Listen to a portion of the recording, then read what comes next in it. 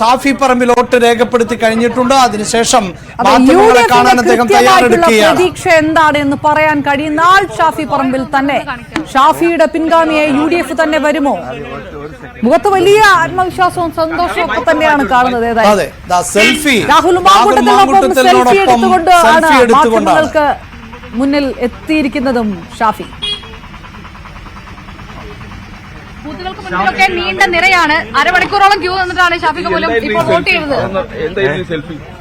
അല്ല, ഇത് പാലക്കാടിന്റെ മണ്ണും മനസ്സും രാഹുൽ മാങ്കൂട്ടത്തിനോടൊപ്പമാണ്. കേരളം ആഗ്രഹിക്കുന്ന ഒരു വിധിയെഴുത്ത് പാലക്കാട് നിന്നുണ്ടാകും. നല്ല ഭൂരിപക്ഷത്തിന് പാലക്കാട് നിന്ന് രാഹുൽ മാങ്കൂട്ടത്തിൽ വിജയിച്ച് കേരളത്തിന്റെ നിയമസഭയിലേക്ക് തെരഞ്ഞെടുക്കപ്പെട്ട് നിയമസഭയ്ക്ക് അകത്തും പുറത്തും ഈ ജനതയുടെ ശബ്ദമാകുമെന്നുള്ള ഉറപ്പിന്റെ അടയാളമാണ് ഈ മഷി എന്ന് ഞാൻ കരുതുന്നു. ഷാഫി ഇപ്പോൾ സന്ദീപ് വാര്യർ ജിഫ്രി മുത്തുക്കോയ തങ്ങളെ കണ്ടുകൊണ്ടിരിക്കുകയാണ്. എന്താണ് പറയാനുള്ളത്?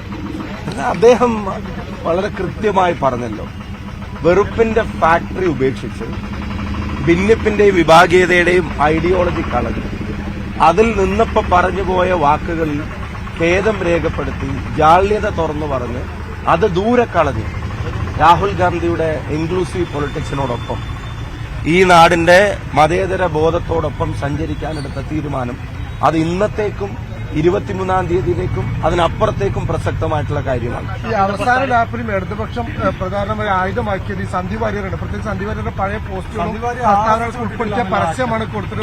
UDFനെതിരെ ഈ കോൺഗ്രസിനാണ് വോട്ട് ചെയ്യുന്നത്. അല്ല, അവരുടെ എനിക്ക് തോന്നുന്നു അവർക്ക് ഈ തെരഞ്ഞെടുപ്പിൽ ഇപ്പോ ഉപയോഗിച്ച ചിഹ്നത്തെക്കാൾ നല്ലത് ബൂമറാങ് ആയിരുന്നു നല്ലത്. ഈ തെരഞ്ഞെടുപ്പുമായിട്ട് ബന്ധപ്പെട്ട എല്ലാ കാര്യങ്ങളും അവർക്ക് തന്നെ തിരിച്ചടിയാവുന്നതാണ് നമ്മൾ കണ്ടത്. അതിന്റെ പ്രധാനപ്പെട്ട കാരണം അതെല്ലാം സൃഷ്ടിക്കപ്പെട്ട ഒന്നായിരുന്നു എന്നുള്ളത്. രണ്ട്, അതൊന്നും ജനങ്ങളെ ബാധിക്കുന്ന പ്രശ്നങ്ങളായിരുന്നില്ല എന്നുള്ളത്. ഏറ്റവും പ്രധാനം, അതെല്ലാം BJPയെ സഹായിക്കാൻ വേണ്ടിയായിരുന്നു എന്നുള്ളതാണ് അതിന്റെ ഇമ്പാക്ട് എന്ന് പറയുന്നത്. അതുകൊണ്ട് തന്നെയാണ് അവർക്ക് പോലും അവരുടെ പ്രവർത്തകർക്ക് പോലും അവരുടെ ഘടകകക്ഷികൾക്ക് പോലും അംഗീകരിക്കാൻ കഴിയാത്ത തരത്തിൽ അത് ബൂമറങ്ങായി തിരിച്ചു വന്നത്. നമ്മൾ ഇന്നലെ കണ്ടപ്പോൾ പറഞ്ഞതാണല്ലോ, ദാർശനികമായി പരിശോധിച്ചാൽ RSSുമായി സമരസപ്പെട്ടു പോകുന്ന ഒരു മനസ്സല്ല സന്ദീപ് വാര്യർക്കുള്ളതെന്ന് ഞങ്ങളെക്കാൾ മുമ്പ് പറഞ്ഞത് AK ബാലനാണ്. അദ്ദേഹത്തിന്റെ മുമ്പിൽ വാതിലുകൾ എന്തിനാണ് കൊട്ടിയടക്കുന്നത്? അവരെ അപ്പുറത്ത് നിർത്തലാണോ ഞങ്ങളുടെ രാഷ്ട്രീയ പ്രവർത്തനം? അവരെ മാറ്റിക്കൊണ്ടുവരില്ലല്ലേ ഞങ്ങളുടെ ഉത്തരവാദിത്വമെന്ന് കഴിഞ്ഞ ദിവസം പറഞ്ഞത് MP രാജേഷാണ്. അപ്പുറത്തുള്ളവരെല്ലാം അപ്പുറത്ത് തന്നെ നിൽക്കട്ടെ എന്ന സ്ഥിതി അല്ലല്ലോ.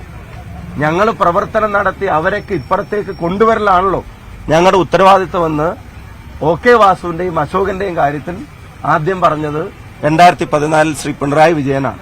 അതാണ് ഞാൻ പറഞ്ഞത്, അവർ ഈ പറയുന്ന പത്രപരസ്യം ഉൾപ്പെടെ അതെല്ലാം ബൂമറാങ് ആയിട്ട് തിരിച്ചടിക്കുകയാണ്. അവരുടെ പ്രവർത്തകർക്കുള്ള പ്രയാസം ഞാൻ മനസ്സിലാക്കുന്നത് ഇതൊക്കെ BJPയെ സഹായിക്കാൻ വേണ്ടിയുള്ള തരത്തിലായി പോകുന്നു.